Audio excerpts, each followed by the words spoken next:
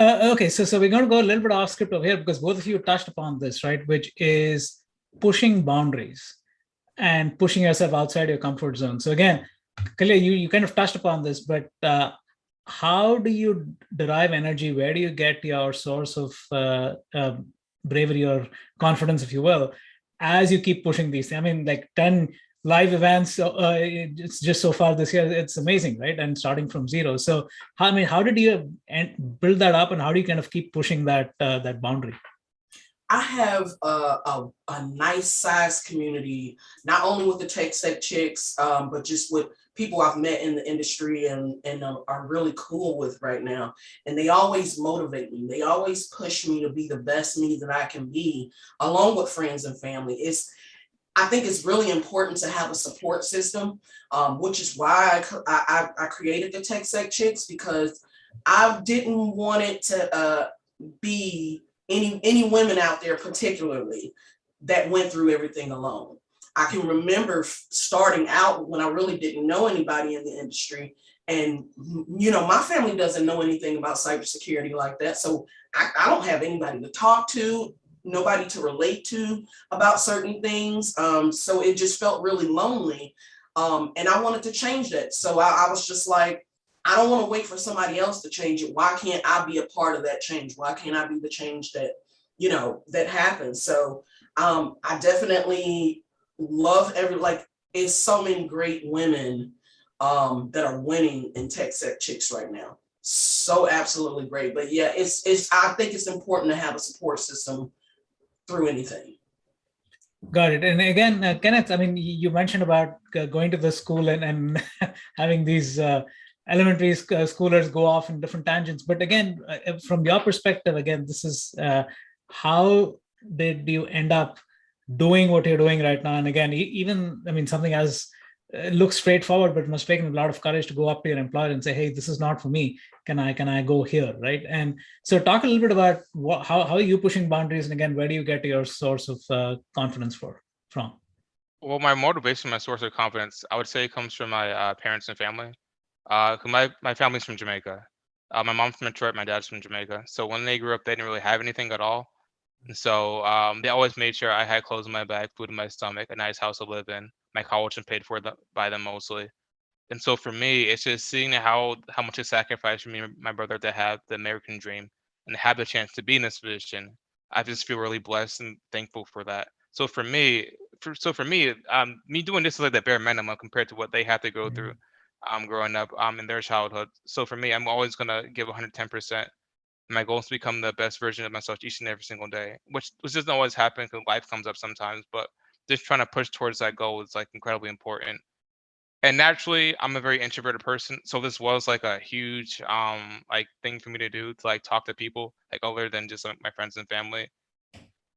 So it was kind of a struggle at first to like towards like to present towards different people. But over time it's got easier and easier as I saw my impact grow. It gave me more confidence to try to do bigger and better things. And Blacks in Cybersecurity, which is called BIC for short, has also helped me out with that as well. So shout out to Michaela Barnett. She's been a real big help for me as well.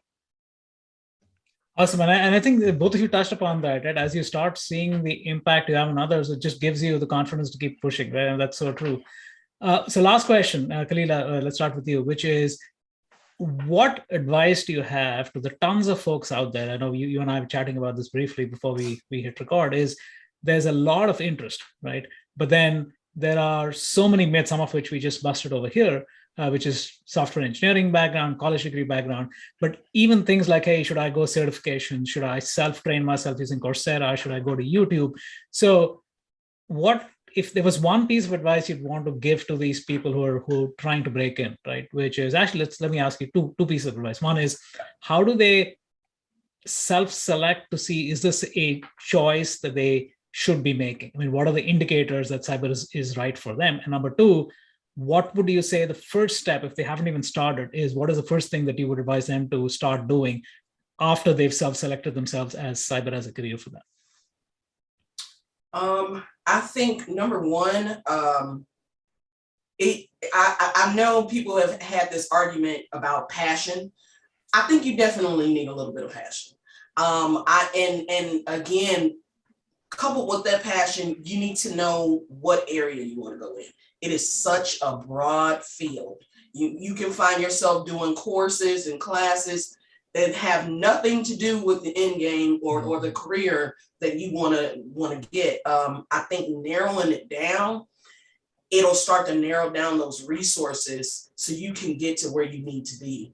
But it's very easy to get lost in all of this, all these resources, all this information that's flowing around. So I just think really taking the time to figure out what you really like and enjoy, what really feels good to you, something that you feel like you could work on every day, Monday through Friday. And then just start honing your craft and start studying geared towards that. So I think the certifications are really good, but make sure they align with your career path. They cost a lot of money, so you really don't want to be out here just taking a bunch of them and it doesn't really help you secure a position. But again, it's all about the learning. It's not about just holding the cert. You got to get something from it. So Kenneth, same question to you, which is, how do they even identify whether this is a path for them? And once they do that, it's like, what's the first thing they should start doing? I would definitely say if you want to identify if you like cybersecurity or not, in most cases, if you're in school or you're switching careers, if it's like 10 or 11 o'clock at night and you're trying to study for something cybersecurity and you don't like it, that means it's probably not for you. If you love it and you're like, oh, I'm gonna let 2 hours. For me, it was the same for playing video games, playing Call of Duty or StarCraft. It was like 2 a.m. in the morning. You still keep on going. If you have that feeling, then I would say it's definitely for you. Because in this field, it's always learning. Everything's always changing. So you always have to be learning. You always have to be studying, basically. And if you don't like that aspect of it, then I probably would say this field isn't for you. Now, so now that you're past that point and you say, all right, I do like studying a lot. I do like learning. I do like problem solving. This is for me. The next step I'll go to is try to narrow down what specific niche you want to get into cybersecurity eventually. Because you may have to get like a general IT or cybersecurity job to start off, just get some experience, right? But once you find that niche that you want to get into, reach out to someone on LinkedIn, Twitter, Instagram, whatever. Find that person that has a career and like lifestyle that you like, and then go reach out to them and ask them how they did it, so you can reverse engineer it, so you can do it your own way.